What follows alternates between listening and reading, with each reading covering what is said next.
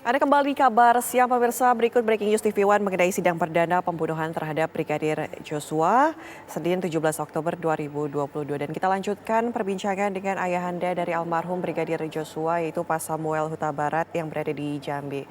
Pak Samuel, mungkin kita lanjutkan perbincangan, tadi sempat terpotong bahwa tadi kan Bapak bilang untuk pembacaan dakwaan ini artinya ada sedikit perbedaan, ada hal yang fakta-fakta baru yang baru diketahui ini.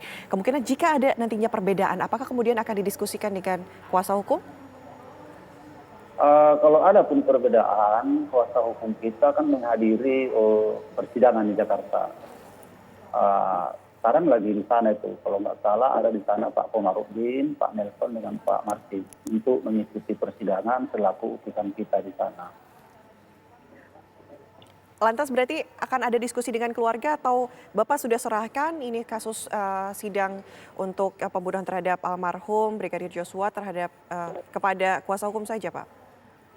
Ya kemarin hari Sabtu mereka datang ke sini dengan terus terang bilang serahkan saja sama kami, biar kami mengikutinya di Jakarta. Apabila nanti dibutuhkan keterangan saksi, baru kami ke Jakarta. Biarlah beliau itu yang mengikutinya di Jakarta. Itulah arahan dari penasehat hukum kita.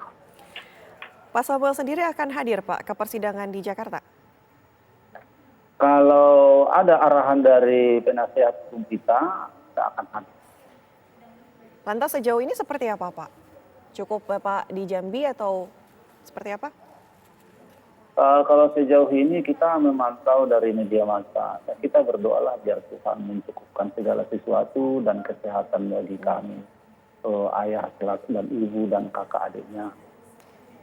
Pak Samuel mungkin bisa bercerita sedikit persiapan untuk persidangan sendiri seperti apa, Pak? Persiapan kita yang pertama sekali ya, mental dan kesehatan kita untuk bisa nanti memberikan keterangan yang dibutuhkan oleh pengadilan demi keadilan untuk anak kita almarhum Joshua. Dan segala sesuatunya yang dibutuhkan untuk ke Jakarta, kiranya Tuhan mencukupkan. Baik. Pak Samuel, mungkin kita berbicara kembali kepada saat sidang dakwaan dibacakan oleh jaksa penuntut umum ya, Pak. Tadi kita sudah berbicara mengenai Ibu PC yang hadir begitu dalam setiap perencanaan pembunuhan terhadap Brigadir J, yang tadi Bapak juga katakan bahwa sebenarnya Brigadir J sendiri tidak pernah berkata buruk terhadap keluarga tersebut selama 2,5 tahun bekerja ya, Pak ya.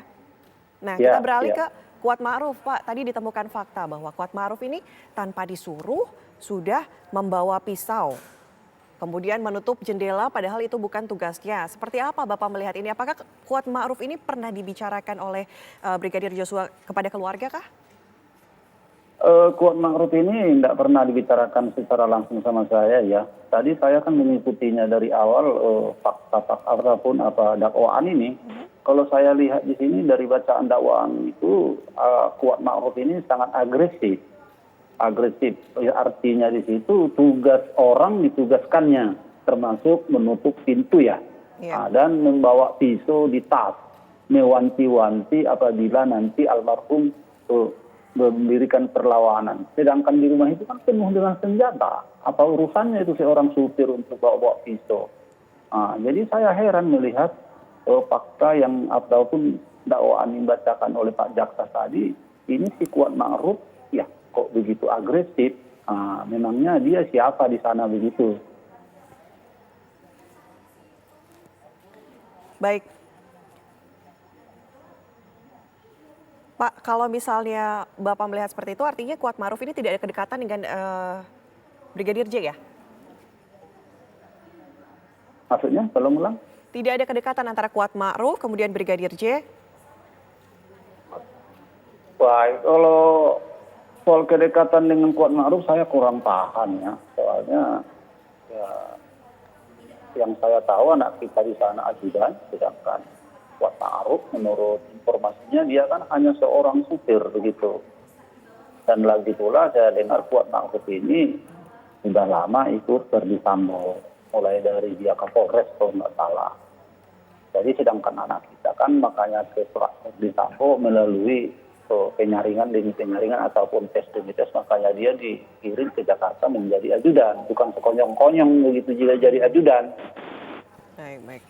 Pak Samuel, kalau kita melihat dari kasus ini, begitu tadi dari dakwaan, artinya ini juga motifnya belum terungkap ya Pak?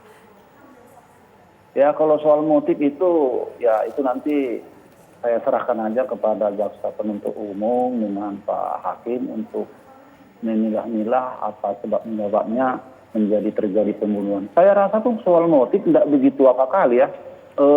Kalau diikuti soal motif, nanti ada motif kita dengan sakit hati dengan orang lain, karena kita bunuh, apa boleh? Kan itu tidak boleh menghilangkan secara apa nyawa orang lain. Nah, sedangkan negara kita ini kan ada hukum, serahkan aja ke hukum, jangan main babi buta itu membantai anak orang. Itu kan sudah melanggar hukum, apalagi dia itu seorang berpangkat tinggi, polisinya polisi. Nah, saya rasa motif itu tidak begitu kali lah. Jadi kalau ada orang yang salah harus dibantai begitu kira-kira. Di undang-undang kan tidak boleh. Baik, dari pihak kejaksaan sendiri Pak, sebelumnya ada yang menghubungi Bapak kah mengenai persidangan ini? Dari pihak manapun, dari pihak Pak Jaksa, dari manapun belum ada yang menghubungi kita.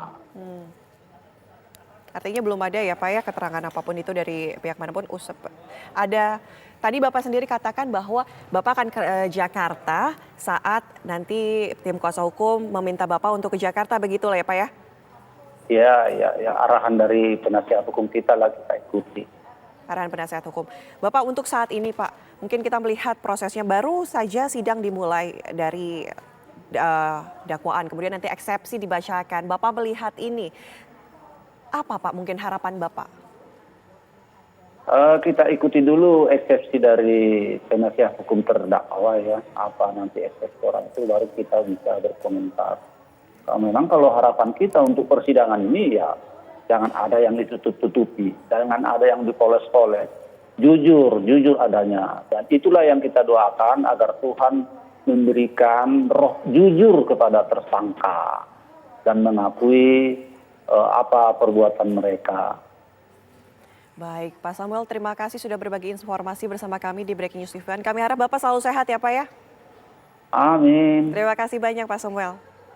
Terima kasih juga. Dan pemirsa, kabar khusus akan kembali usai jeda. Nanti akan kami hadirkan laporan langsung dari PN Jakarta Selatan bersama Paramita Dwi. Usai jeda.